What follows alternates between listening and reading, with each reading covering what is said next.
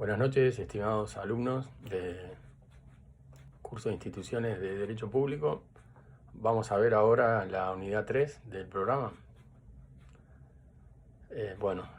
Empieza con la teoría del poder constituyente.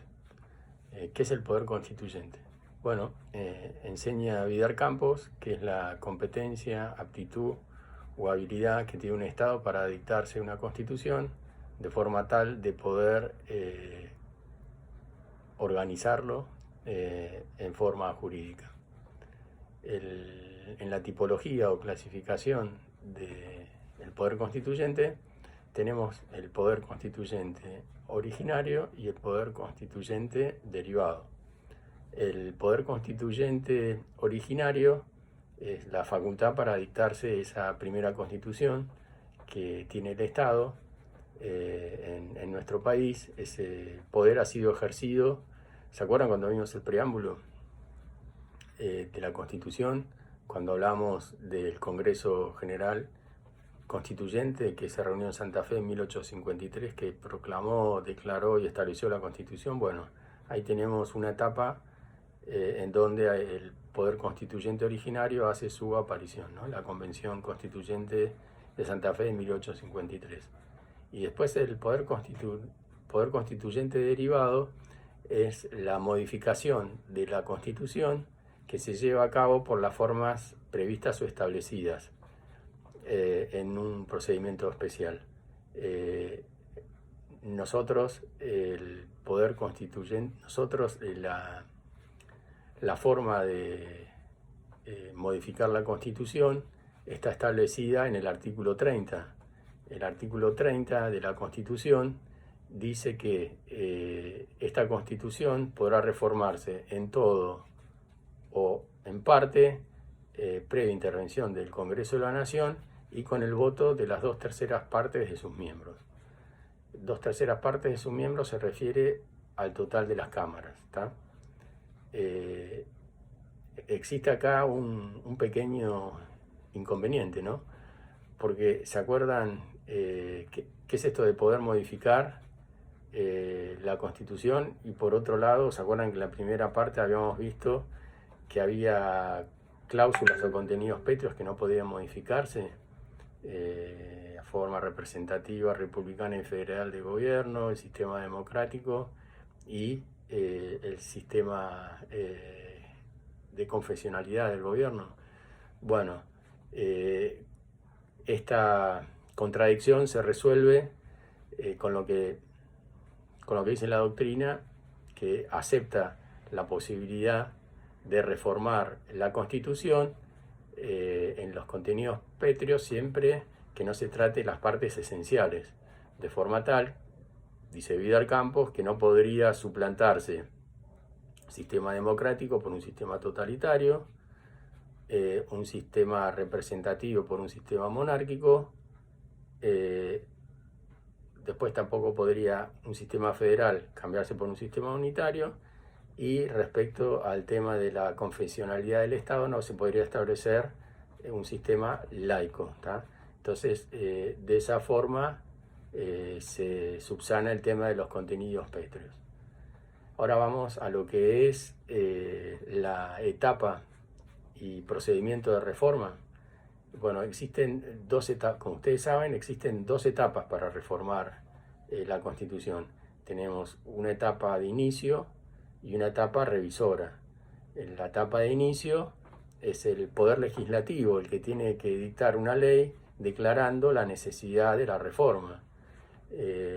Vamos con un ejemplo. Una de las reformas la última reforma, que es la reforma más conocida de la Constitución, que fue en el año 1994, el Congreso dictó una ley, que es la 24.309, que se conoce como Núcleo de Conciencias Básicas, y ahí se establecieron una serie de contenidos que eran los que se iban a tratar. Esa es la etapa de inicio. Y después tenemos la etapa revisora. Ahí se reúnen los convencionales elegidos y son los que van a debatir los puntos marcados por la etapa de inicio. en la Convención Constituyente de 1994, los convencionales se eligieron como los diputados, ¿sí? Es decir, en forma directa y a través del sistema DONT.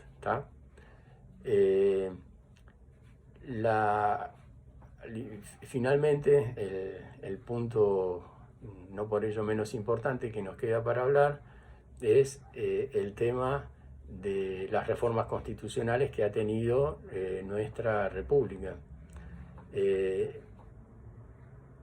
Las reformas que ha tenido la Constitución en nuestra República son la reforma del año 1860, que fue la que, como ustedes acordarán, Buenos Aires se había dividido, se había separado al dictarse la Constitución de 1853.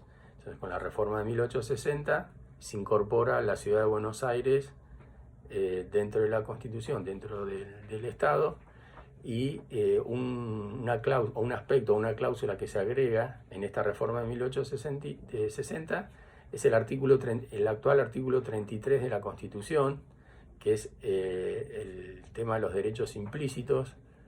Es importante tener en cuenta que antes de la reforma del 94 había derechos muy importantes que no estaban expresamente consagrados en la Constitución. Entonces, esta cláusula implícita daba la posibilidad para peticionar por derechos relacionados con la salud, que eran muy importantes, derecho a la vida, que tampoco estaba consagrado en la Constitución hasta la reforma en 1994 con los tratados internacionales, incorporó, pero bueno, con ese artículo 33, el derecho a la salud, el derecho al consumo y otras cuestiones más podían utilizarse, ¿no? Después está la reforma de 1868, que no es muy importante, la reforma de 1874, de la reforma de 1874 que incorporó o que amplió la base electoral para elegir diputados, se amplió a 33.000 habitantes, antes era con una base electoral menor. Después tenemos la reforma de 1949. La reforma de 1949 cambió la Constitución como nosotros conocíamos la Constitución del 53 y dictó una nueva Constitución. En esa nueva Constitución se habilitó la posibilidad de reelección para presidente y vicepresidente y se elevaron los ministerios de 5 a 8. Posteriormente tenemos la reforma de 1957, que derogó la Constitución de 1949 y agregó el artículo 14 bis en la Constitución. El actual artículo 14 bis es el que habla del derecho social y el derecho de los trabajadores, ¿está bien? Después tenemos la reforma de 1972, que no fue muy importante, y después tenemos la última reforma de la Constitución, que fue en el año 1994 y que es muy importante. La reforma de 1994 estaba estructurada de esta forma. Una primera parte que, como ya vimos, con la comisión revisora, con la comisión de inicio, fue la que estableció se dictó la ley por el Congreso, la 24.309, y esta ley estableció los contenidos pétreos, o sea, aquellas cláusulas que sí o sí tenían que tratarse después en la comisión revisora. Esos contenidos pétreos eran 13 ítems, y los dos más importantes eran la introducción de jefe de gabinete, que aparece actualmente en el artículo 100 de la Constitución Nacional, y la reducción del mandato presidencial. Antes de la reforma del 94, como ustedes saben, el mandato presidencial era por 6 años. Con la reforma del 94 se limitó a 4 años, pero con la posibilidad de reelección. Esas fueron algunos ítems en las cláusulas pétreas establecidas, y después se habilitó la discusión de otros temas para discutirse en la comisión revisora, que fueron la elección de jefe de gobierno en la Ciudad de Buenos Aires. Como ustedes saben, antes la elección en la Ciudad de Buenos Aires la hacía el presidente designando directamente al intendente. Bueno, a partir de la reforma del 94, la elección en Buenos Aires por los habitantes de la Ciudad de Buenos Aires se hace directamente por voto directo y se elige un jefe de gobierno que está en el artículo, en la parte de gobiernos provinciales, y la tenemos en el artículo 129. ¿Se acuerdan que lo hablamos la clase pasada, no? Después, cada provincia, a partir de la reforma 94, puede elegir 3 senadores. Anteriormente era 2 senadores. Después tenemos, se agregó el Consejo de la Magistratura en la reforma del 94, y después todo lo que son los derechos de tercera generación, derecho de competencia, derecho de los consumidores, el artículo 42, que es muy importante para hacer reclamos administrativos o vía Constitución, están habilitados por este artículo 42 de la Constitución. Y este fue prácticamente todos los temas que trataron en la reforma del 94, la convención convocada a tales efectos. Y bueno,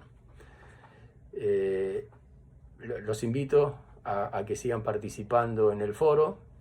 Estamos debatiendo bastante bien, están participando mucho, y también los invito a que contesten el cuestionario que vamos a dejar para esta unidad y bueno, para la anterior. Bueno, les mando un saludo y mantengámonos en contacto en estos momentos. Chao, hasta luego.